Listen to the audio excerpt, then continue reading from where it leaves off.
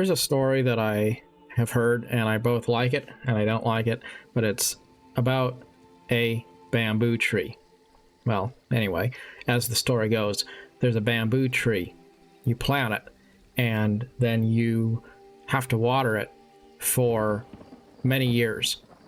And then after a long, long time, like, 20 years or something like that, as the story goes, then it suddenly shoots out of the ground and it grows really, really high, really, really fast in just a couple of weeks.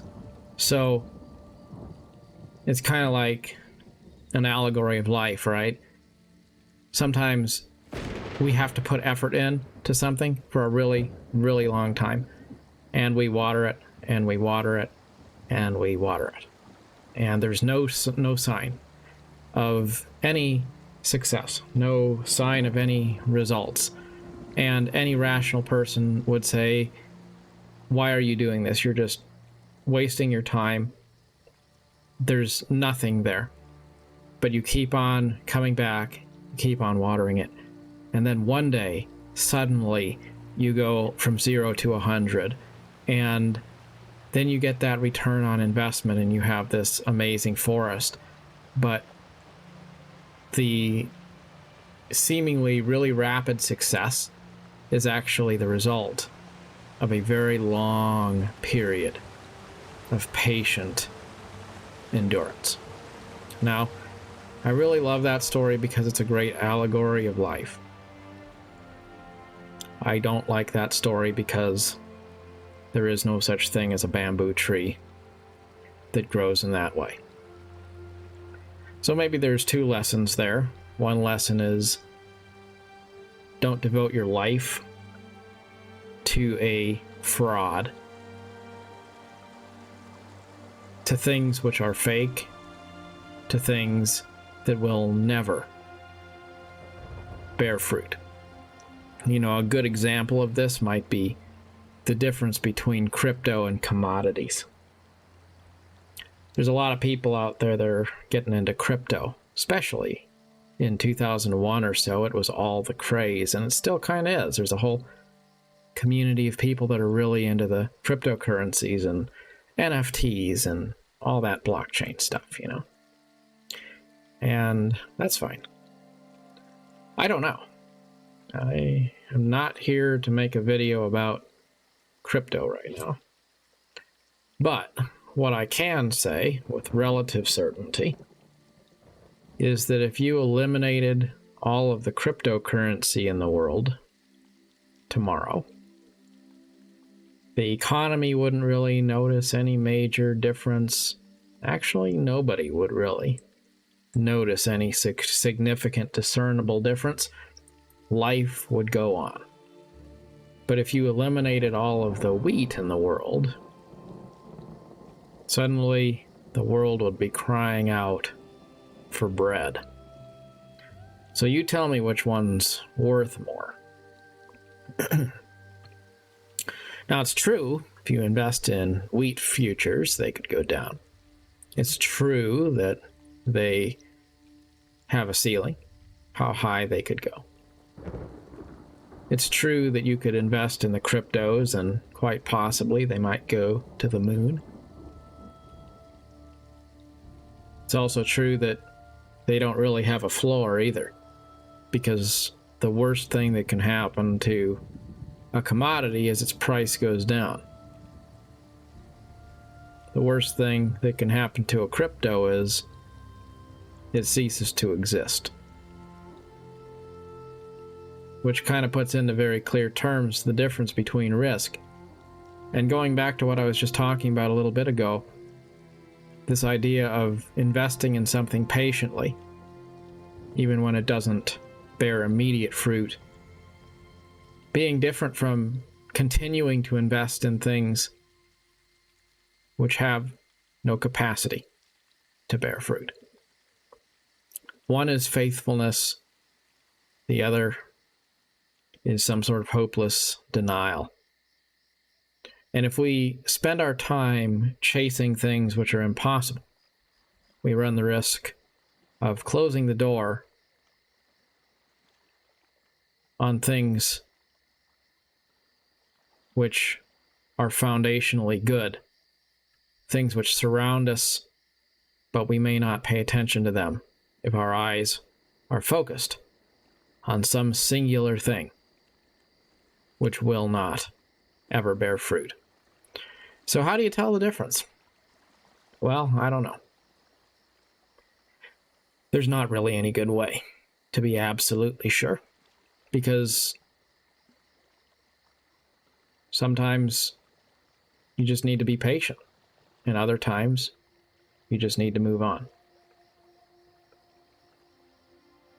And no one can tell you with certainty which is which. So you just have to trust that when you make a decision,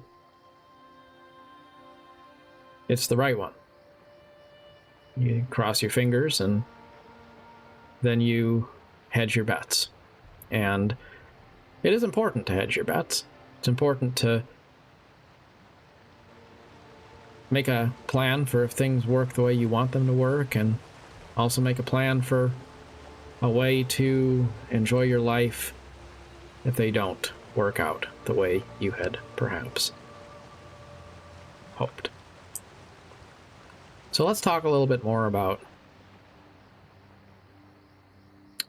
blessings and how easy it is to get frustrated about things that aren't really problems at all. There's a story I like out of the Bible in the Old Testament. The Jews were moving across the wilderness on their way to the Promised Land. They were slaves in Egypt. They escape Egypt. They're on their way. And God makes this light, fluffy bread float down out of heaven, lands there in their camp every day. And they go out there and they get this manna. You know, I don't know if that manna is related to the manna in video games. Mana is like, what, stamina, right?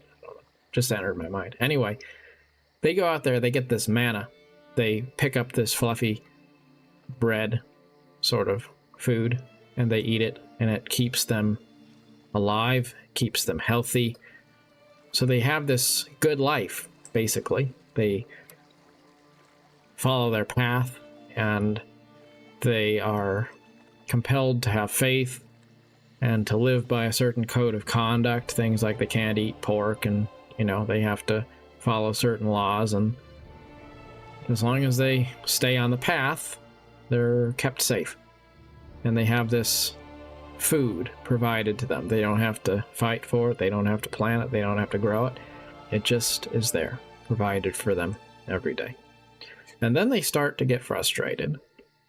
And they look back at the time when they lived in Egypt, when they were slaves, and, you know, it's funny how when you move past things that are not good in your life, things that are hard, we look back and we have fond memories anyway. As a matter of fact, when you look back in life, most of what you recall is going to probably be fond memories, even of things that were not very good experiences in your life. So they look back on that and they start thinking about the onions and the meat and all of these tasty things that they were able to eat when they were in captivity.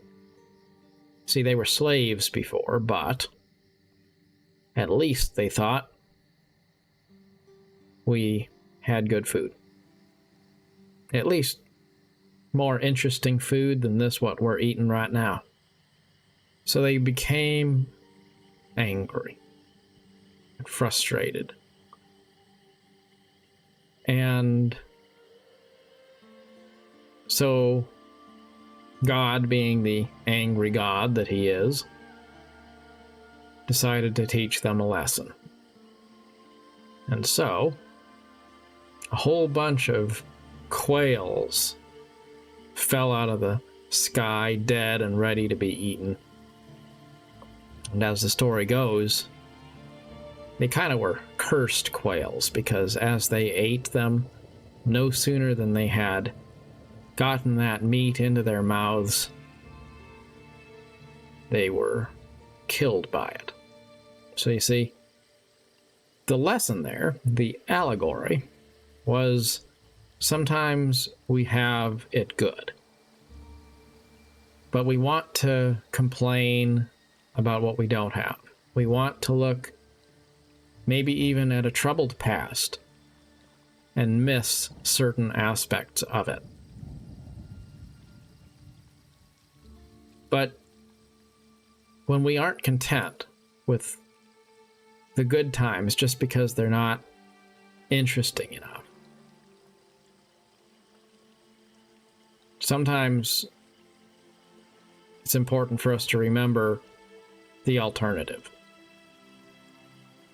Sometimes it's better to be safe than it is to be so desirous of adventure that you want it at any cost. It's okay for life to be just good and not perfect. Now, one last thing. You ever watch a drag race, with cars? These guys go out there and they race these cars, see who can get to the end first. And the race is really short. It's one of those things where it almost ends as fast as it starts. Once you realize it's happening, it's over. And yet, it's not a short event, because the people who have these vehicles put all this effort into getting that vehicle ready. They learn about the cars. They learn about the mechanics, the intricacies of that craft. They learn how to compete. They learn in the months and years of preparation how to make a few seconds of competition count. So, again, such is life. Life is like that because we have all of this time to prepare. There's times which feel like they're sometimes remarkably safe.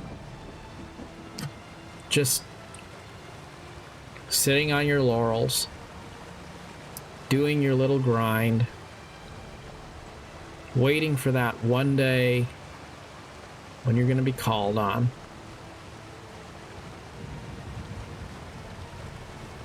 And that day sometimes seems like it takes a long time. When I was a child, I remember thinking about how it just seemed like months took forever to go by. The crazy thing is, now as an adult, I've come to realize how quickly years go by. But when I was a child, even a day seemed like an eternity sometimes.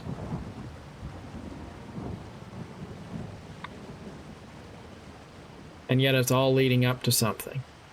And you don't know when that defining moment is going to come into your life, so it's important for you to be ready. It's important for you to take advantage in whatever way you can of the good times you have in your life. Don't be frustrated because things don't happen on your timeline. Because sometimes having to wait with patience is a blessing. And just trust that you have enough common sense, intuition to make the right calls, and then stay the course and stay busy.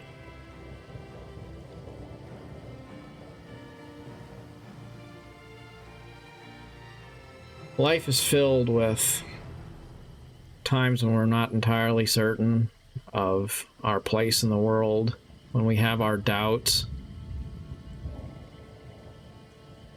when we have temptation to be dissatisfied or frustrated, or when we feel like either too much is asked of us or too little.